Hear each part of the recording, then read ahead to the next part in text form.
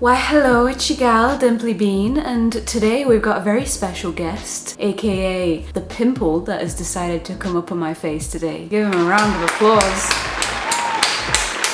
What an entrance. Roast me down in the comments below. Today I'm going to be doing a copper inspired look, hence the copper wig. It felt like it fit. I've also painted my nails copper as well. I figured because I have so many e.l.f. products that it's about time that I do an e.l.f. only makeup look. What do you think of that? So I don't know why it's taken me this long to make this video because I love e.l.f. So I'm gonna go through some of my favorites today, why I like them, maybe some things that I don't like about them. There are other products that they have that I also really like, but they don't really fit with the copper theme that I've got going. So first things first, we're gonna move on to, surprise, surprise, my e.l.f. Poreless Putty primer. As some of you may know, this is the only primer that I own right now. I am gonna be honest, I find it difficult to stray away from e.l.f. primers, even though I know it's a good idea for me to try lots of different products. I just really like them. I wouldn't say that this e.l.f. primer is my favorite e.l.f. primer. I have preferred in the past the little squeezy bottle ones, but this one isn't that bad. The finish is very, very similar. However, I find that you end up using a lot more of this than you do the liquid versions. You just don't seem to be able to spread this as far. I do still very much like it. I'm just not quite as into the hype as a couple of other people are. So for this primer, I like to use about this amount. Whoop, whoop, whoop, whoop. And you just want to like rub it in. Cover that spot as well. Pimply boy.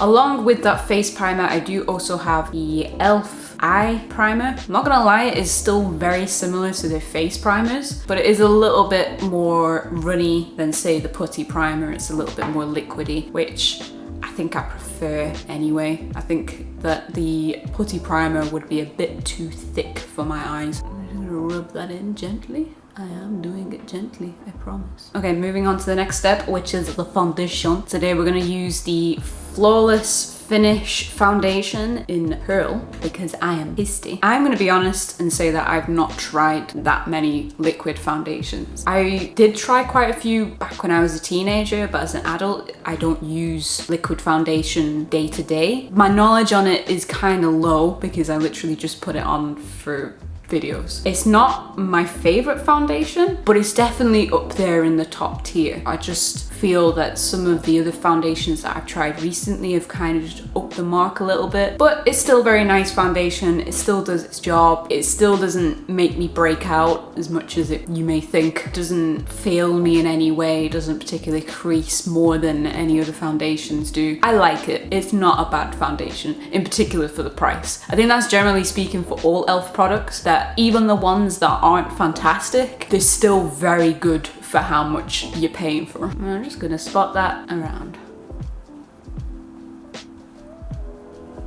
Moving on to the next step, we're gonna start concealing now. So I'm gonna use the e.l.f. 16-hour Camo concealer. The concealer is a bit of a funny one because when I first got this, I hated it. I found it chalky and cakey and just unpleasant. And then I realized that it's because I was using far too much of the product. So the way that I used to do my concealer was I'd do a triangle underneath my eyes. What you need with this is literally just dots. I realize that now and I have a much bigger appreciation for this and my other concealers because I don't know, when you've been taught how to do a concealer a certain way, you kind of just do it automatically. And then you get a little bit older, you start getting a couple of lines that weren't there before and you realize all of a sudden that you can't just pile foundation and concealer on your face because all it does is sit in your old parts. So instead now I create sort of thin layers of things rather than caking it on because ultimately it just ends up looking nicer. I personally believe that my face looks better when you can see a little bit of its natural texture as opposed to trying to hide everything and caking it on. It just ends up looking false and nasty.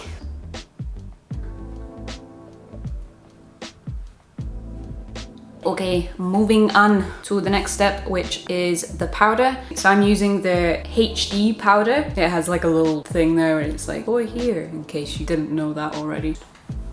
Floof it everywhere. It's literally just there to get rid of some of that shine caused by, I don't know, just being shiny, I guess. Okay, the next step is the bronzer. Now this, I don't even know what this bronzer is called. I've had it a while. It's a nice bronzer. It's not anything special, but it does a good job. So I'm just gonna take that, pull a stupid face, go underneath my cheekbones here. I'm now realizing that I don't have my blusher brush. So I'm gonna use this brush. And once again, I have immediately forgotten the name of this blusher, but this is what it looks like. I'll put up the information over here of what it actually is. I quite like this blush, but at the moment, it's not my favorite. Recently, I've been preferring liquid blushes as opposed to powder ones. However, this is still a very nice one, so I can't complain in that regard. I would say it's my favorite of powder blushes that I've tried. It's just not my favorite blush overall, but it's good enough for me. And we're gonna put a little bit on top of my cheekbones. Moving on to the next step. This is the Sculpting Silk Eyeshadow Trio. I've had this for so long now. So the way that I like to use this eyeshadow palette is with my fingers. So I just like to put it in the center of my eye. I think the only thing that I believe it's missing would be a highlighting shade. If it had an extra column here of like a whiter, pale highlight shade at the end, it would be perfect. I'm gonna take the darker shade now, very subtly on my finger, only take like a tiny bit, and just dab it along the eyeline, just to darken it ever so slightly. You're almost creating very, very subtle liner. Now that I'm done with that, I'm just gonna take some of the coppery tone and just do underneath my eye. I'm also, before I forget, gonna use the darker shade to fill in my eyebrows a little bit as well. So I've filled in my brows and I've curled my lashes, and I'm now just gonna go in with the e.l.f. Volumizing Mascara before I then apply the false lashes. This mascara, I remember, was a bit of a gamble. It had pretty poor reviews. I, however, would say that it's fairly average. It's quite a nice mascara. I can't really fault it in any way. I wouldn't say that it's anything special. However, I personally have yet to find any mascara that I absolutely love. I just generally think that mascaras are just okay. I never find any mascaras able to keep my lashes curled for multiple hours. I find that my lashes tend to become uncurled after about 3 hours, if that, regardless of whatever I do to it. Even if I heat the curler beforehand and do all that fancy stuff, it still ends up being straight lashes after about 3 hours. So, and this doesn't seem to hold them into a curl, but then again, no mascara does. It's just my face, it just doesn't want to accept the curl.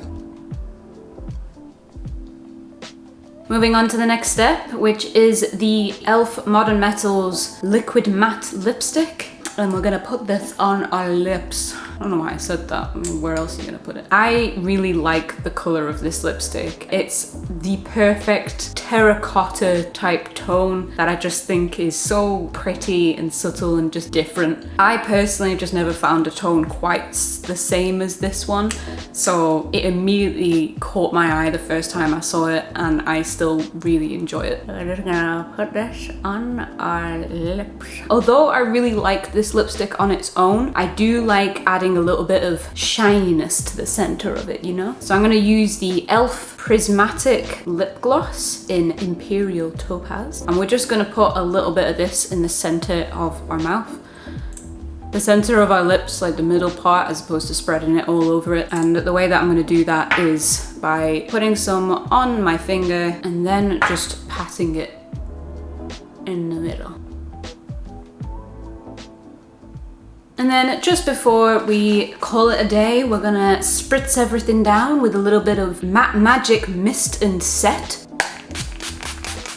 So this is the final look. Let me know down in the comments what you think. Do you like it? Do you not? For some reason my face has decided that it wants to kind of go a little bit red toned right now.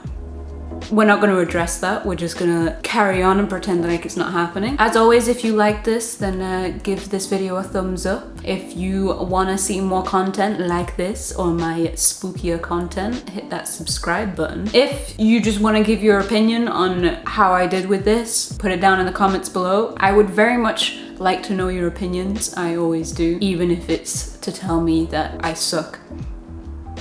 So be it. At least it's opinion, right? And that's it. Bye.